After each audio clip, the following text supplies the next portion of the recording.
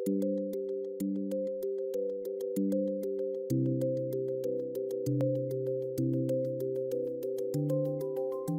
I'm James Morrison. I'm an assistant professor in the International Political Economy program in the Department of International Relations.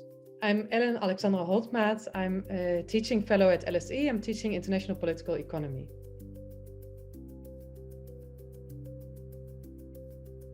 So my research is on what's sometimes called historical international political economy. And by this, I mean we study the overall history, the evolution of the global political and economic order across the last several centuries.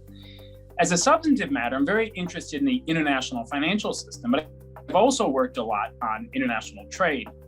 I'm particularly interested in the relationship between political economy on the one side and the international security order on the other.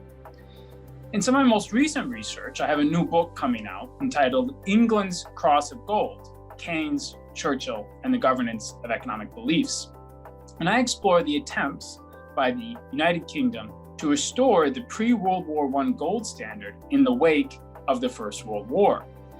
In this book, I try to understand how critical actors like John Maynard Keynes and Winston Churchill, who was the Chancellor of the Exchequer at the time, the head of the British Treasury, how they debated and discussed the imaginary past of the pre-World War I gold standard as they attempted to restore the international financial system. So my research is really focused on sort of the influence of the private sector on global governance. And I really started working on this due to a course that I took when I went on exchange to South Africa.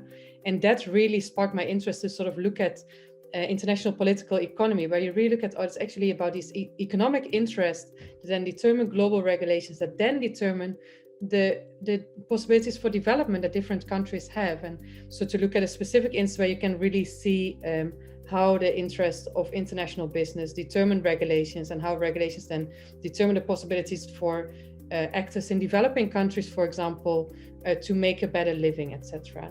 So to do that, I looked at private sustainability standards. So these are just the things that in general we see as something good, right? The labels like fair trade, the labels that we see on products like this ecologically produced, this is ethically produced, etc. But I looked at, okay, so who is setting those standards? So these are often NGOs, that's one way, but they're also often businesses behind setting these standards. And so with what interest are these standards being set, and how do they determine who can actually export their products and who can't, and what sort of changes do they need to make, and who is better off after making those changes and who is worse off? So I looked in particular then at private sustainability standards in the field of flowers, so cut flowers. I'm Dutch, and the Netherlands trades a lot in flowers. We have a big flower auction in the Netherlands, but many cut flowers come actually from Kenya. And so I looked at, okay, there's standards that are being set in the Netherlands, and they are standards that are also that businesses in Kenya have to live up to. What is the impact of these standards on these producers? And with what interest are these standards actually being set?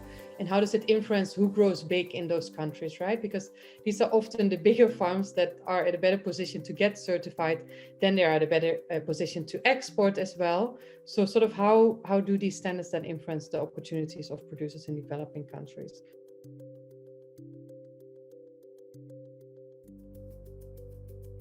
So my research is about these very critical moments across centuries. And I'm particularly interested in understanding when, where, why, and how we get a major shift or major reorientation in the way the global political and economic system works. And we haven't seen moments like this very often across time. So my research tries to distill lessons from these critical moments, these rare but really important moments, and offer some advice or some guidance to policymakers about the mistakes that are often made in these dangerous periods of transition, and hopefully offer some insight into how to maintain stability and perhaps allow for the rise of new powers without the same kind of perilous dynamics that lead to outright violence and disorder. Ideally, who I hope will benefit from my research is just society as a whole, and the planet. But I hope that my research is picked up by policymakers in particular, because I feel what I'm doing is I look at these different private sustainability standards and the interest with which they're set and the consequences of these standards. And sort of what I feel my research exposes is that sometimes these standards are set with the best intentions, but the effect that they're having is not that great. Particularly, it can put up extra obstacles for producers in developing countries to get their products to the market. On the other hand, there can also be standards that are actually set with not such great intentions. There can be standards that are set by business actors that are actually just there that they want to improve their profits or increase their profits. Yet the standards that they set might actually be beneficial for the environment, for producers in developing countries. So what I hope that I'll do with my research is really point out to these are the kind of standards that are helpful for the common good, and these are the kind of standards that are not helpful for the common good.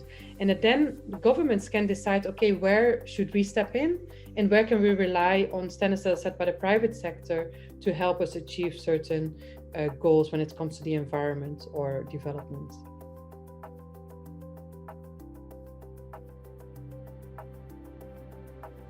So I often give the standard definition of international political economy as the study of the interaction between states and markets in an international or global context.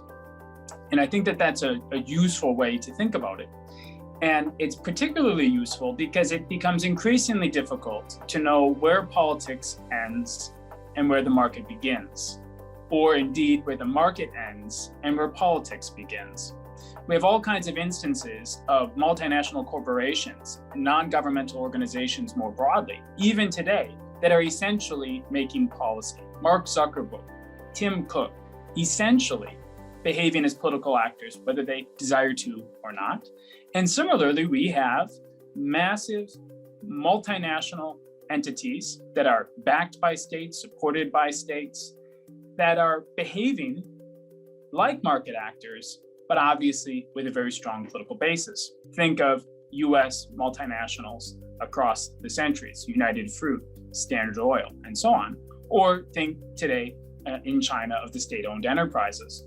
So we always have this blurriness between states and markets. And one of the great things about our field of international political economy is that we talk about that in a direct, explicit way. We welcome all comers. Anybody who's interested in studying this in this kind of open-ended, broad-minded way is welcome. And so we get people working on cutting-edge contemporary topics, the way that Ellen is working on, global business, influencing the state, and so on. And then even people like me who do more historical topics, great power transitions across time, and always trying to think about how the politics and how the economics interact across the global stage.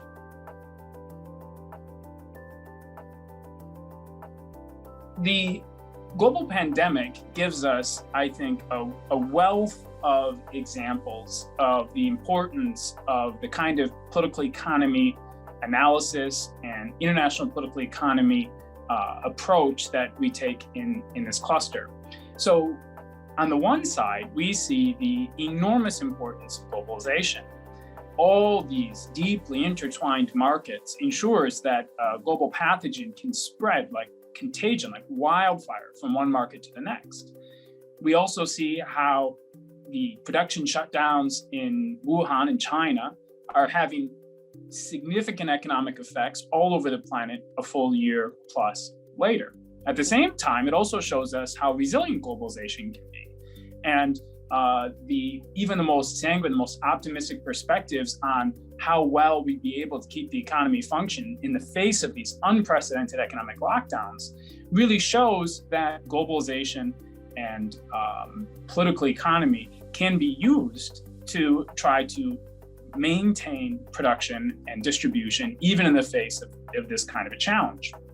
But there's another side to this, which is about the importance of political economy in distributing the all-important vaccines.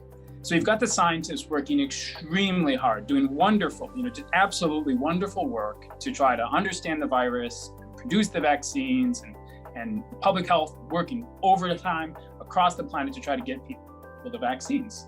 But now we get into the political economy. Why do some countries have vaccines they're not even using, that are spoiling, while other countries can't get their most vulnerable members of the population vaccinated?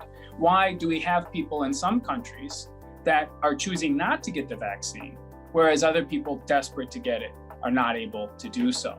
Political economy becomes all the more important in these kinds of moments, again, to try to understand not just the science of the global pandemic, but the politics and economics of its implications and our responses to it.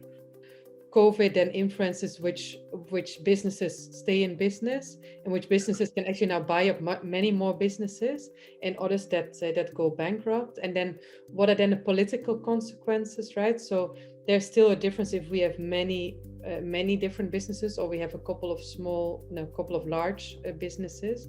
So that I do find quite interesting too. So how does this pandemic influences then sort of the structure of our businesses? And also sometimes I wonder whether it is useful to have big entrepreneurs, particularly in certain cases, definitely, because you can just provide a better service, but maybe also politically, because they have such a huge interest that almost their personal interest becomes the common interest.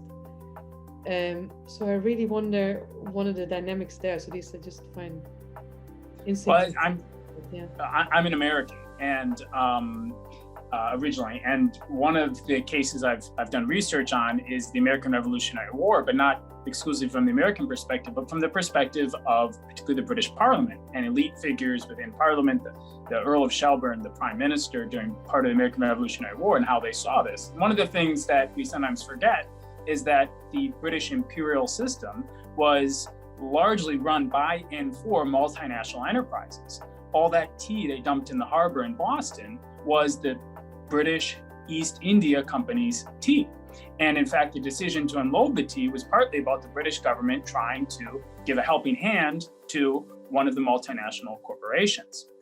That's hundreds of years ago. But during the First World War, the Bank of England, which had been founded in 1694, was still, during the First World War, a private entity.